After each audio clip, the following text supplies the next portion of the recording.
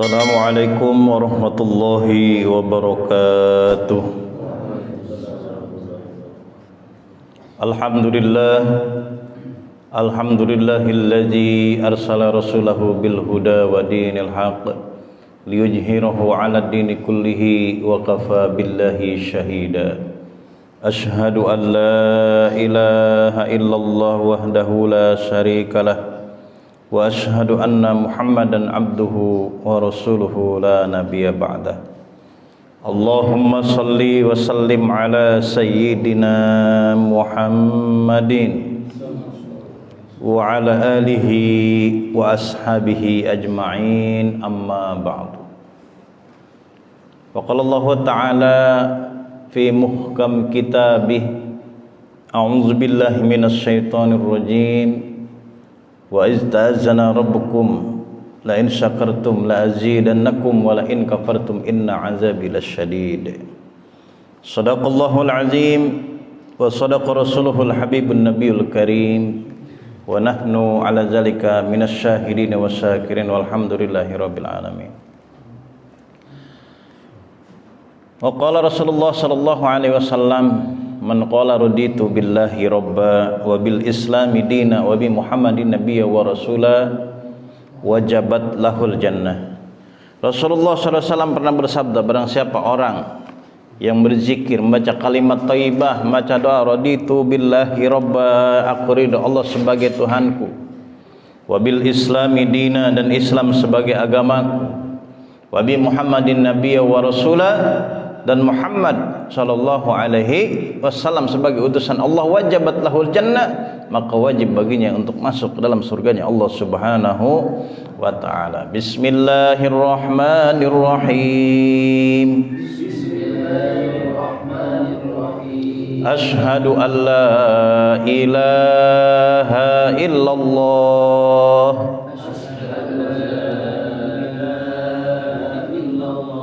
wa ashhadu anna Muhammadar Rasulullah.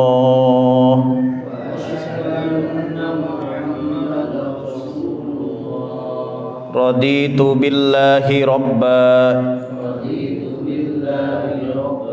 wa bil islami dina wa bi Muhammadin nabiyyan wa rasula. Rabbi zidni ilman nafi'a warzuqni fahma birahmatika ya arhamar rahimin.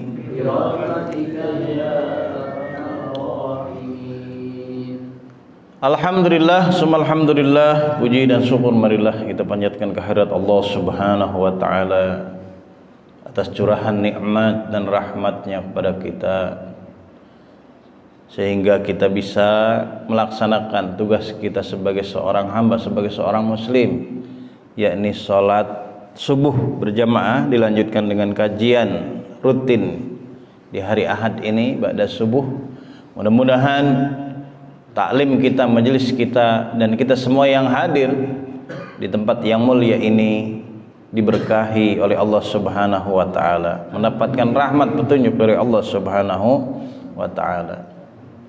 Salawat dan salam semoga selalu tercurah ke haribaan Nabi kita Nabi besar Muhammad sallallahu alaihi wasallam beserta para keluarga, sahabat, dan para pengikutnya hingga yaumil kiamah. Saudara-saudara hormati Allah, mempelajari, mendalami, memahami agama Islam, agama kita sendiri, itu sesuatu yang mutlak harus dilakukan, wajib harus dilaksanakan, berthalabul ilmi.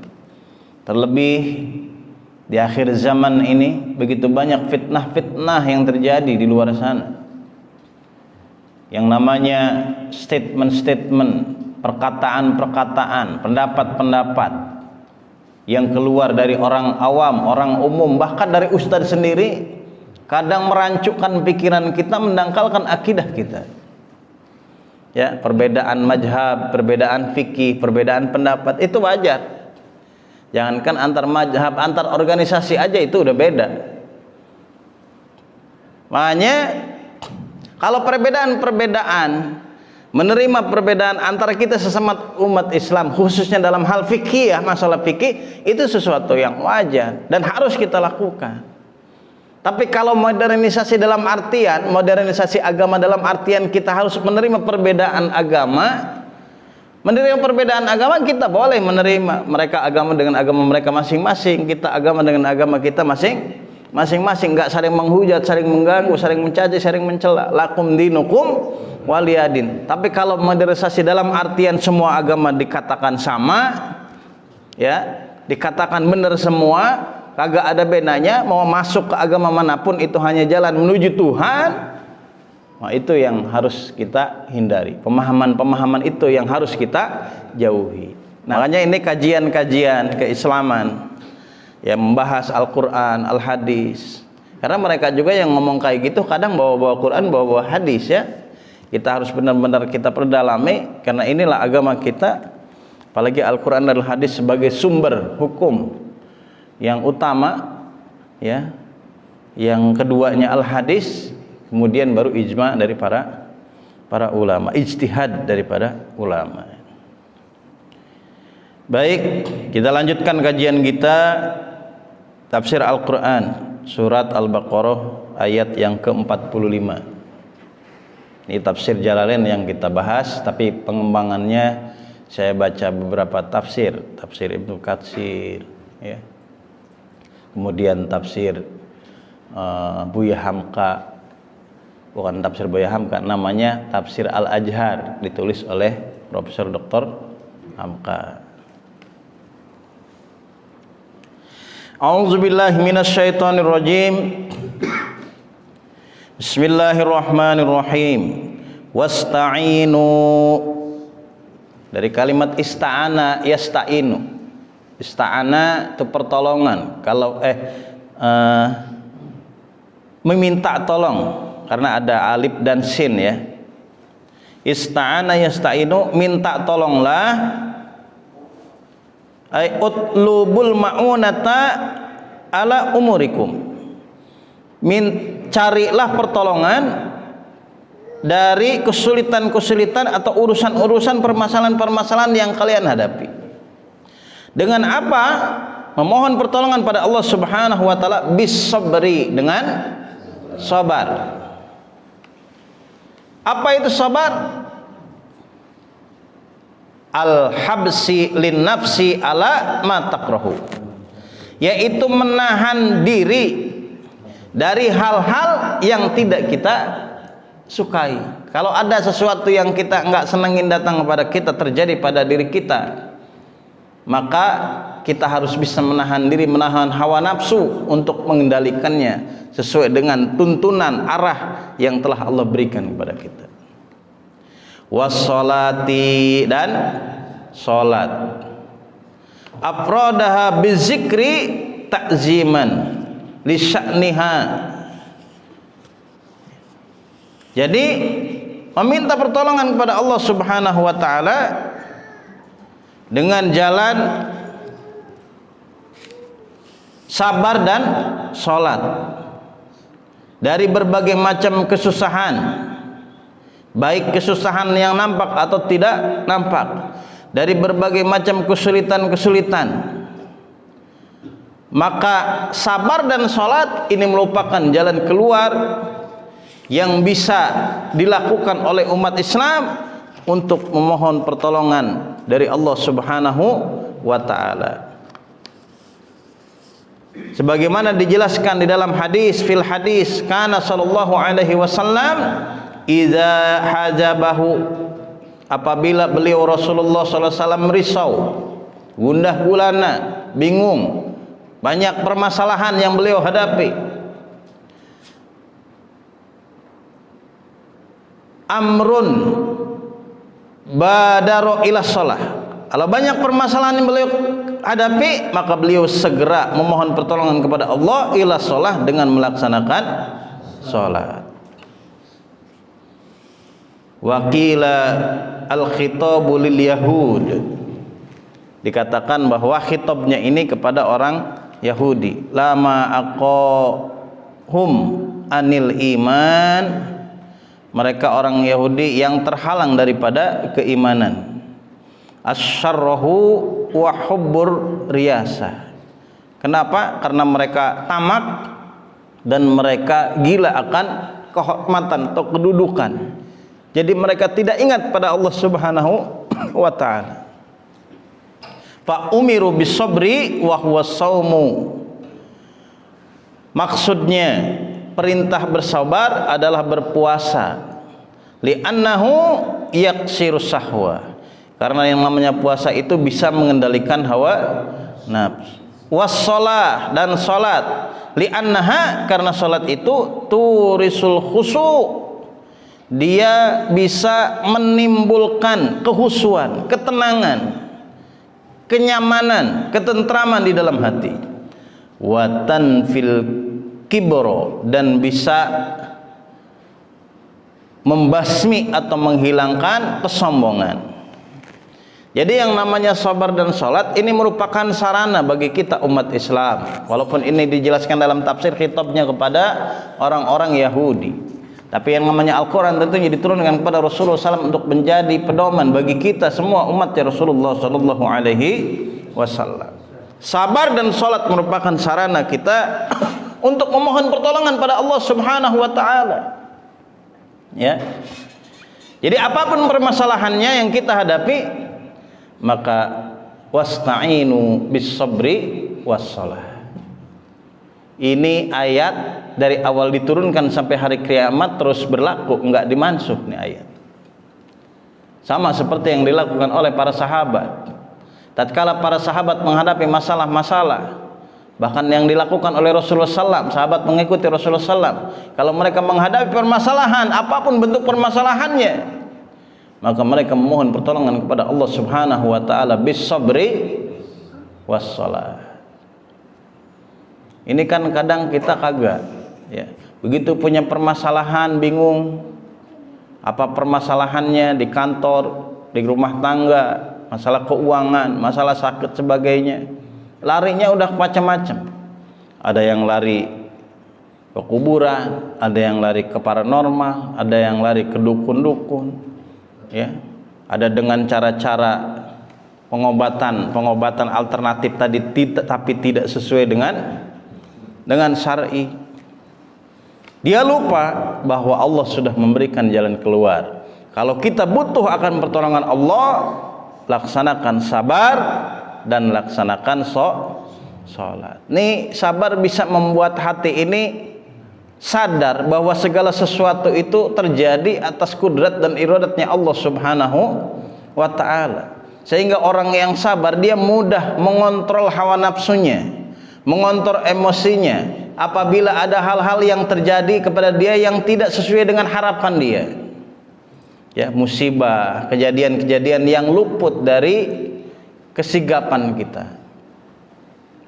Dan kalau sudah terjadi, orang yang sabar dia akan menerima ketentuan Allah. Apapun kejadian itu, bisa menerima takdir Allah. Tapi kalau orang yang bersabar, dia akan merenung dan dia akan kembalikan kepada Allah Subhanahu wa taala. Karena Allah yang menciptakan, asal dari Allah Subhanahu wa taala, semuanya akan kembali kepada Allah Subhanahu wa taala. Inna lillahi wa inna ilaihi raji'un.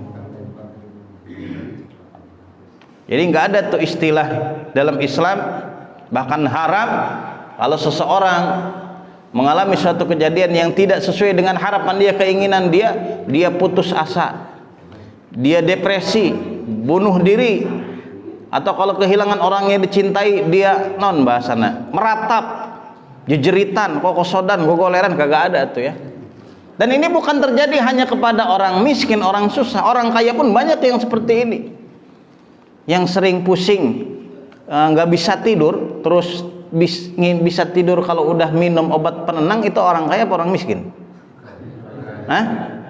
Orang kaya apa orang miskin?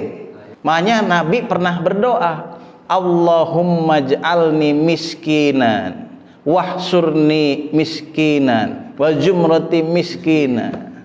Ya Allah, jadikan saya orang miskin ya Allah, dan kumpulkan saya bersama dengan orang-orang yang miskin.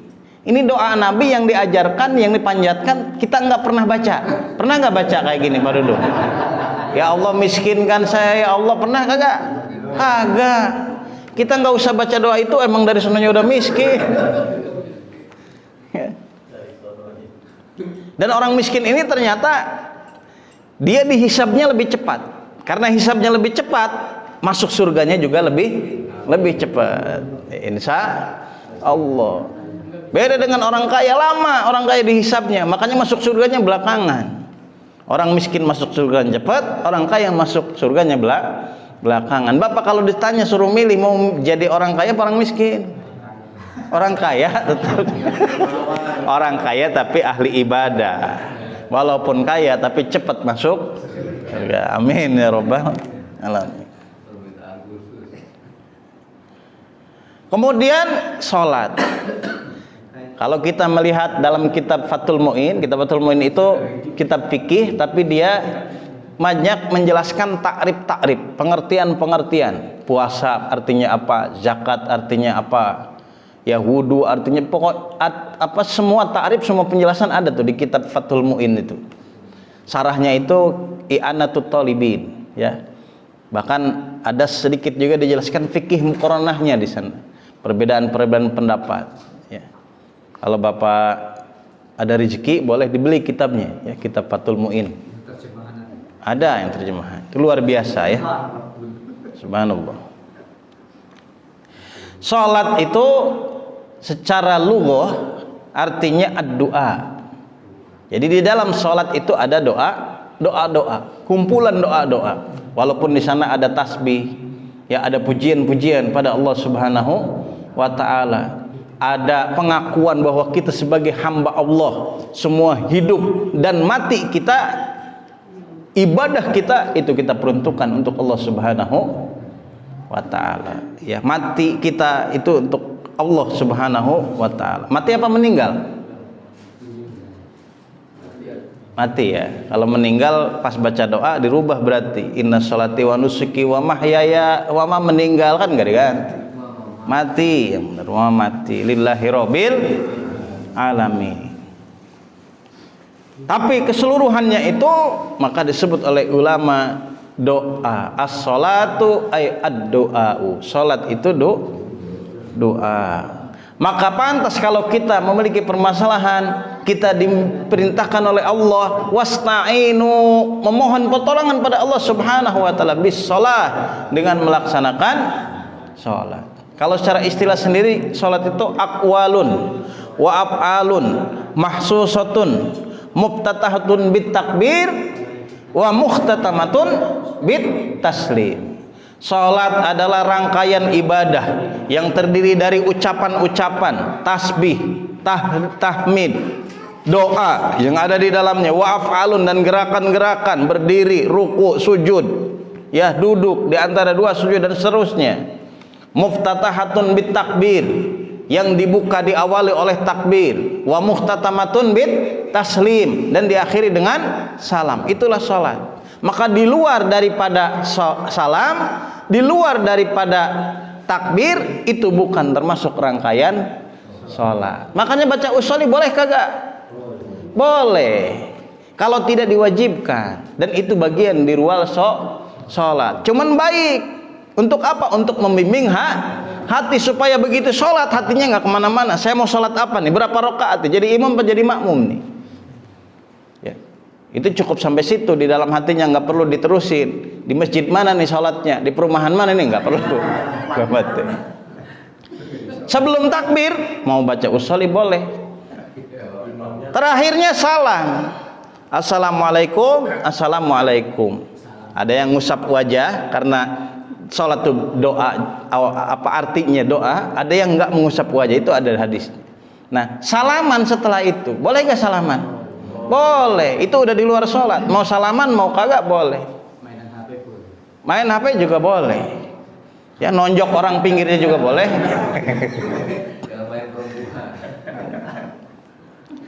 Jadi emang takrif suatu ibadah itu harus kita pahami.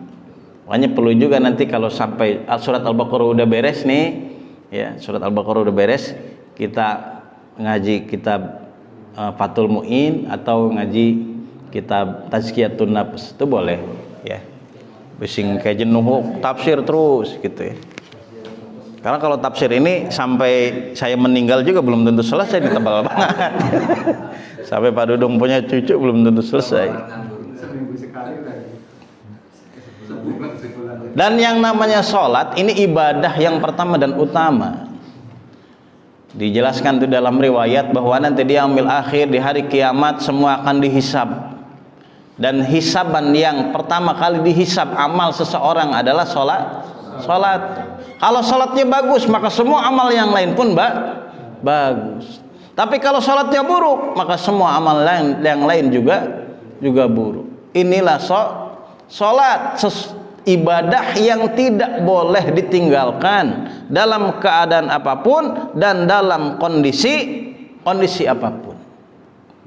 Tidak boleh ditinggalkan. Kalau kita sanggup dengan normal berdiri, nggak kuat berdiri, duduk, nggak bisa duduk, berbaring masih nggak kuat, karena minimal pakai isyarat, kedipan mata, gerakan telunjuk, itu dibolehkan. Saking tidak bolehnya meninggalkan sholat, malah dalam kondisi perang pun nggak boleh meninggalkan sholat. Maka kita kenal dengan adanya istilah sholat sholat dalam keadaan takut. Ya. Wa innaha,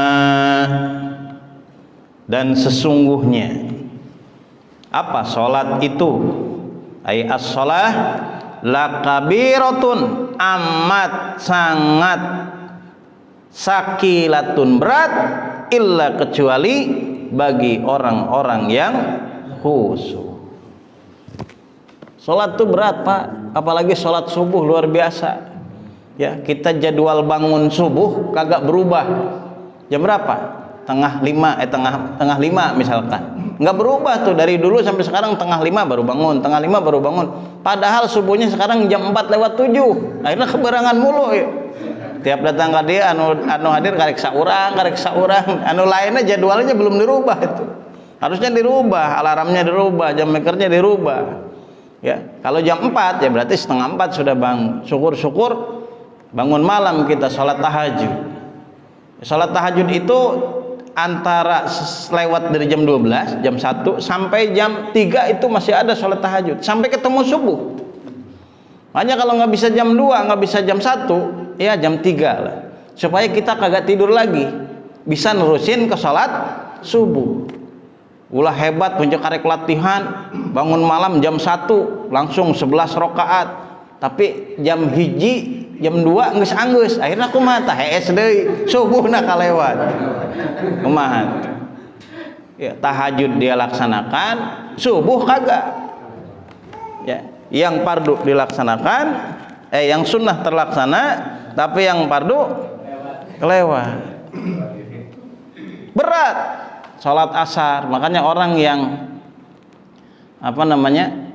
tidak melaksanakan sholat subuh berjamaah, sholat asar berjamaah, itu salah satu tanda ciri orang-orang yang munafik. Tapi kita mah mudah-mudahan bukan karena munafik ya, walaupun mungkin karena sibuk ya, karena ngantuk banget, bukan karena munafik. Tapi tetap harus ikhtiar semaksimal mungkin. Makanya di masjid ini suka ada tahrim ya, suka ada tahrim, dibangunin, paksakan, ayo bangun walaupun ngantuk, paksakan gitu ya. Tetap ya datang segitu-gitu mayan. Oh, di saya ada tetangga masjid sampai marah itu, paksakan aing keur nyeri huntu cenah. Ya. Siapa orang yang khusyuk ini? As-sakinina ila ta'ah, orang yang cenderung ila ta'ah, kepada ketaatan. Kita tahu dalam Al-Quran bahwa manusia ini telah diilhamkan, ada potensi menjadi orang yang baik, ada potensi menjadi orang yang tidak baik. Fa'alhamaha fujuraha wa taqwaha. Alam naj'al lahu ainain wa lisanan wa syafatain wa hadainahun najdain. Allah telah mengilhamkan fa'alhamaha fujuraha, kebaikan dan keburukan. Allah bukakan dua jalan, ada jalan kanan, ada jalan kiri. Ada yang baik, ada yang buruk. Ada yang hitam, ada yang putih. Kita mau milih yang mana? Semua jalan yang kita tempuh akan dipertanggungjawabkan nanti di hadapan Allah Subhanahu wa ta'ala. Kalau kita mau berikhtiar, mau berusaha menjadi orang yang baik, menjadi orang yang taat, maka akan Allah bukakan jalan menuju kepadanya, menuju ridhonya, menuju rahmatnya. Kan ada di dalam Al-Quran orang yang bersungguh-sungguh ya menuju ampunan Allah, ridho Allah, rahmat Allah, lanahdiyanahum subulana. Allah akan bukakan jalan menuju kepada dia. Tapi kalau orang itu mengikuti hawa nafsunya, mengikuti syahwatnya, yang memang syahwat ini cenderung ke arah keburukan-keburukan, maka dia pun bisa menjadi orang tidak baik. Maka dibangun tugas kita adalah untuk berikhtiar, berusaha menjadi orang yang baik. Kita hafal semua ayatnya. Innallaha gimana? Allah tidak akan merubah nasib suatu kaum kalau kaum itu tidak merubah nasibnya sendiri. Gimana Ustaz Dudung ayatnya? Innallaha la yughayyiru ma biqaumin hatta yughayyiru ma bi anfusihim. Ar-Ra'd ayat 11. Allah saja tidak akan mau merubah. Bahasa kita mah enggak bakal berubah tuh. Kalau memang kita tidak mau berubah. Enggak ada orang yang tiba-tiba lahir dalam keadaan pinter. Begitu lahir dia langsung bisa ya 10 bahasa, bahasa Inggris, bahasa Arab, bahasa Korea, bahasa yang wajib apalagi Cina. Langsung bisa, nggak mungkin, nggak ada, harus belajar dulu. Walaupun dia hebat banget, jenius banget otaknya, kalau kagak belajar tetap kagak bisa. Kalau dia pengen kaya harus kerja, nggak bisa tiba-tiba Allah Subhanahu wa ta'ala menjadikan kunyit yang ada di rumah jadi masukin ke dalam kulkas. Dia berdoa salat tahajud 100 malam berturut-turut tanpa henti, kunyitnya tiba-tiba jadi emas, kagak ada. Harus berusaha, bekerja kalau dia mau jadi kaya, mau jadi sukses. Ya. Makanya ikhtiar ini mutlak harus dilakukan. Walaupun nanti akhir hasilnya kita serahkan, kita pasrahkan kepada Allah Subhanahu wa ta'ala. Inilah manhaj akidah ahli sunnah wal jamaah yang berbeda dengan qadariyah, yang berbeda dengan jabariyah. Kalau jabariyah mah kumaha wae cek Allah, orang mendek miskin dek kaya dek pinter, kumaha cek Allah. Menang jodoh jangan kumaha wae, kumaha cek Allah geus dipilihkeun eta ya eta geus nek geulis ya alhamdulillah, lamun geulis ya emang hayangan nu geulis, lamun goreng ya terjadi berarti ya. Diserahkan. Beda dengan qadariyah. Kalau qadariyah mah gimana kata kita saja. Kita mau kaya, mau miskin, mau sukses, ya, mau senang, itu hidup gimana kita yang ngatur. Tapi ahli sunnah wal jamaah dia diwajibkan untuk berikhtiar, diwajibkan untuk berusaha. Maka setelah usaha itu hasil akhirnya kita serahkan kepada Allah Subhanahu wa ta'ala. Begitu juga orang, kalau dia ingin menjadi orang yang taat, dia harus berusaha menjadi hamba-hamba Allah yang taat pada Allah Subhanahu wa ta'ala. Orang ingin tahajud, dia harus berusaha berikhtiar, bangun malam, rasa ngantuk, rasa lelah, lawan semuanya. Saya sering sampaikan, orang yang tidak ada niat atau baru saja rencana saja pengen sholat tahajud, tapi nggak bisa melawan ngantuk, ngelawan malas, ngelawan lelah, ngelawan capek, maka sampai hari kiamat, sampai matinya juga dia tidak akan pernah sholat tahajud.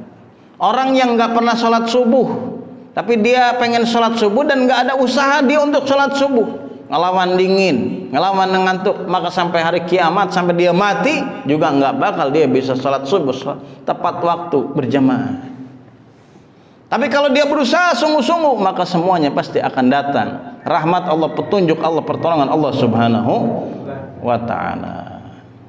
Kan banyak orang kayak gitu tuh, ayo sholat, tar dulu saya belum dapat hidayah. Hidayah itu udah turun. Hidayah itu sudah ada melalui Al-Quran, diutusnya Rasulullah SAW, itu hidayah tuh. Tinggal kita mau nerima nggak hidayah itu. Membuka hati nggak untuk mengikuti apa yang dibawa oleh Rasulullah SAW? Al-Quran, Al-Hadis, Al-Islam. Itulah hidayah Allah, petunjuk Allah. Dan dijelaskan di ayat berikutnya, orang yang khusyuk itu allazina yazunnuna, allazina orang-orang yang yazunnuna, mereka yakin. Yazunnu, zonna, yazunnu itu artinya arti cara letterleknya mengira, meyakini, ya. Yazunnuna, mereka orang-orang yang yakin, ayyukinuna di dalam tafsirnya.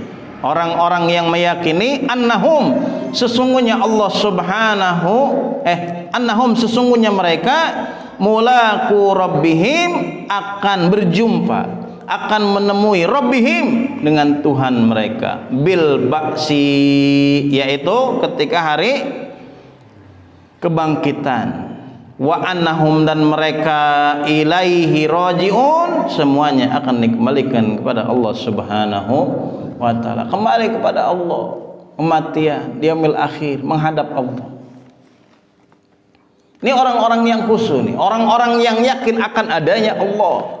Bahkan di hadis Jibril yang terkenal, waktu ada malaikat Jibril yang malih rupa menjadi laki-laki, saat sahabat dengan Rasulullah SAW berkumpul, dia masuk ke dalam rumah, kemudian dia duduk dekat Rasulullah SAW sampai kakinya menempel, ya, dengan kaki Rasulullah SAW, betisnya menempel dengan Rasulullah SAW, lalu berkata, akhbirni anil Islam, akhbirni anil iman, akhbirni anil ihsan. Sampaikan kepadaku apa itu Islam. Islam itu syahadat, sholat, puasa, zakat, haji. Akhbirni anil iman, apa itu iman? Anta budallah, gimana? Al-imanu billahi wa malaikatihi wa kutubihi wa rusulihi wa bil qadri khairi wa syarri minallahi ta'ala wa bil yaumil akhir wa bil qadri khairi wa syarri minallahi ta'ala. Akhbirni anil ihsan, sampaikan kepadaku apa itu ihsan. Anta budallaha ka'annaka tarahu fa illam takun tarahu fa innahu yaraka. Engkau beribadah kepada Allah subhanahu wa ta'ala seolah-olah engkau melihatnya, yakin seyakin-yakinnya Allah itu ada. Dan apabila kita tidak melihat Allah, bukan berarti Allah itu tidak ada, tapi kita tidak akan mampu melihatnya. Tapi kita harus yakin bahwa Allah itu pasti melihat kita. Sesuatu yang tidak terlihat bukan berarti tidak ada. Kalau setiap yang terlihat, setiap yang tidak terlihat itu disebut tidak ada, ya berarti angin juga tidak ada dong. Kentut juga kagak ada, tahu-tahu bau aja, ya. Ada. Gimana kita bisa mengetahui keberadaannya? Dirasakan. Adanya angin, oh ditiup, adem, dingin, tuh ada angin. Ini tiba-tiba lagi duduk bau, nggak ada suaranya, ya. Oh kentut dia. Ada, cuman kagak kelihatan. Allah juga ada. Bagaimana adanya Allah dirasakan. Bagaimana cara merasakannya? Lihat bagaimana adanya gejala-gejala adanya Allah, adanya ciptaan-ciptaan Allah subhanahu wa ta'ala. Listrik juga kita kagak kelihatan listrik, tapi bisa tahu listrik itu ada. Mana lampunya nyala nih, masih kagak yakin juga lampunya nyala, kipas muter, AC dingin, pegang aja tuh kabelnya, ya dibuka, lamun nyetrum berarti ayah. Adanya Allah seperti itu. Jangan berpikiran seperti orang-orang yang dia materialisme. Mereka hanya menerima hal-hal yang konkret saja, yang nampak saja, yang johir saja. Kalau nggak kelihatan, nggak ada. Ruh aja mereka nggak percaya adanya ruh, karena mereka melakukan penelitian. Orang dimasukkan ke peti dari kaca yang lagi sekarat, begitu meninggal keluar nggak ruhnya? Oh nggak kelihatan ruhnya, kagak ada. Oh nggak ada berarti ruh. Gitu. Hanya bagi mereka orang yang nggak percaya akan Tuhan, nggak percaya adanya ruh, manusia ini hanya seonggok daging yang bisa berpikir. Kalau udah mati ya udah mati aja gitu, nggak kemana-mana. Tapi bagi kita umat Islam, kematian itu merupakan perpindahan alam dari alam yang satu ke alam yang lain, dari alam dunia ke alam kubur, ke alam barzah. Sama seperti dulu kita berada di alam ruh, lalu pindah dari alam ruh ke alam rahim, dari alam rahim pindah ke alam dunia, dari alam dunia pindah ke alam barzah, baru nanti ke yaumil akhir, di hari kebangkitan. Setelah hari kiamat kita dikumpulkan kembali. Nah, beribadah kepada Allah dengan yakin adanya Allah, itulah yang disebut dengan khusyuk, meyakini keberadaan Allah, meyakini adanya yaumil akhir, meyakini adanya al-hisab, ya, penghisaban, meyakini adanya balasan amal baik dan amal buruk. Maka orang-orang yang meyakini akan adanya Allah Subhanahu wa taala, orang-orang yang meyakini akan adanya balasan kebaikan dan keburukan, yang meyakini bahwa mereka akan dikembalikan semuanya kembali kepada Allah Subhanahu wa taala fil akhirah, di hari akhir, fayujazihim, dan dibalas semua amal yang mereka lakukan baik ataupun buruk. Mereka orang-orang yang bisa beribadah kepada Allah, bisa melaksanakan sholat, dan bisa melaksanakan ibadah-ibadah yang lain dengan hati yang khusyuk, dengan hati yang fokus, yang khusyuk. Apa istilahnya? Hati yang memang benar-benar saat beribadah tidak lalai, ya, tidak lalai daripada ibadah. Kalau kata ulama, kita ini manusia awam, ibadah kita ibadah juga ibadah orang awam. Sering kita pas sholat Allahu Akbar bingung, lupa, ya, baru rakaat berapa. Apalagi kalau sholat sendiri di rumah, ya, suka sholat di rumah sendiri, sholat zuhur, sering banget lupa rakaat kabraha ya, kaopat apa katilu ya, itu sering banget. Nah, kalau lupa kayak gitu jangan ambil yang sedikit, ambil yang banyak. Jangan ambil yang banyak, ambil yang sedikit. Ini 3 rakaat apa 4 rakaat? Berarti 3 rakaat. Kenapa? Karena hukumnya sudah adalah belum, ya. Ini wudu udah batal apa belum ya? Ini maghrib kita wudu nih. Ngobrol habis maghrib, habis baca Quran, ngobrol dulu. Kemudian tiba waktu isya.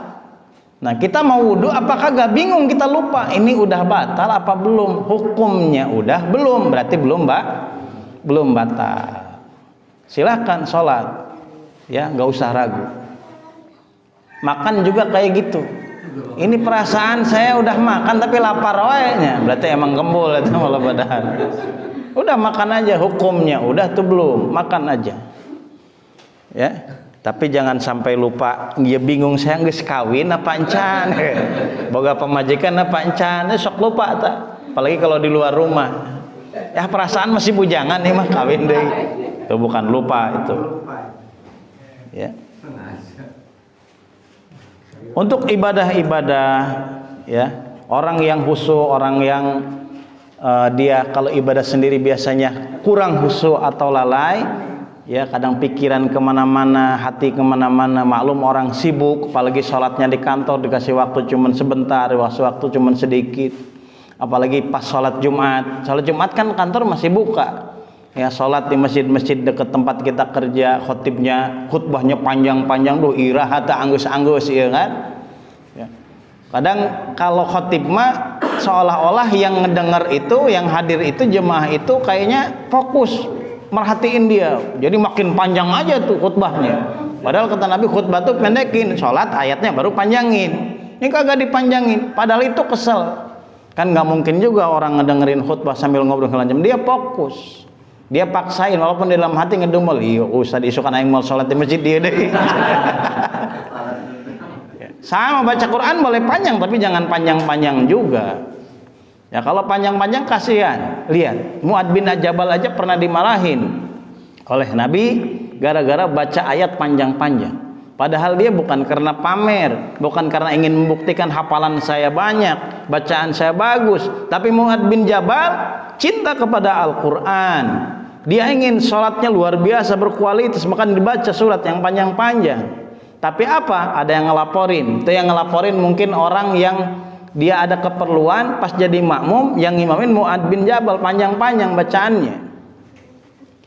Kemudian dilaporkan kepada Nabi, apa kata Nabi? Afatanu anta ya Mu'adz, wahai Mu'adz, apakah kamu mau membuat fitnah? Di belakang kamu ini banyak orang yang kagak kuat, banyak mereka yang sudah tua, ya, yang diri aja harus butuh tenaga yang ekstra. Kalau baca jangankan panjang, baca surat Wadduha aja geus noroktok ta suku, kagak kuat. Banyak ada yang perlu, mau ke pasar, mau bisnis, mau usaha, ya mau main bulu tangkis, itu di hatinya mau ngedumel tuh, lama amat Ustaz angges-angges ini ceramah. Diomelin, dimarahi. Padahal pasti yang namanya sahabat niatnya karena Allah Subhanahu wa taala. Harus bisa ngelihat ngelihat kondisi keadaan juga. Nah, kata ulama minimal banget walaupun kita nggak bisa khusyuk di sepanjang sholat dari takbir sampai salam, minimal banget pas kita niat sholat, pas kita takbir itu hati kita benar-benar fokus, hati-hati kita benar khusyuk bahwa kita sedang sholat, niat bahwa kita sedang beribadah kepada Allah Subhanahu wa taala. Tinggalkan dan lupakan perkara-perkara selain sholat. Karena bagi seorang muslim, sholat itu yang utamanya. Nah, kerja, berkeluarga, berinteraksi dengan masyarakat itu nomor 2. Sholat itu yang pertama. Jadi yang kita lakukan hidup kita ya menunggu waktu sholat, antara sholat yang satu dengan sholat yang lain, itu yang utamanya tuh, kerjanya nomor 2, bukan terbalik, sholat nomor 2, kerja yang pertama, ya. Tapi ibadah itu yang pertama. Wa ma khalaqtul jinna wal insa illa liya'budun.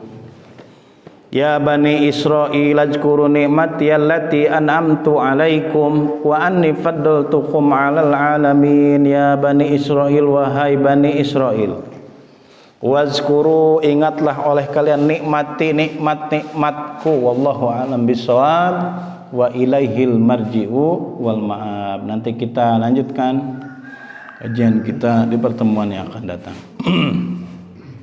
Mudah-mudahan kajian kita ini memberikan manfaat dan keberkahan untuk kita, dan Allah Subhanahu wa taala senantiasa melindungi kita.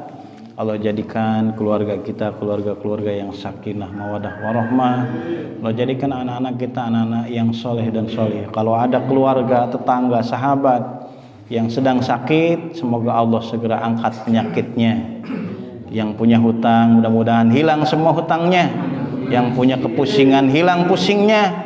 Yang sakit gigi, hilang semua giginya.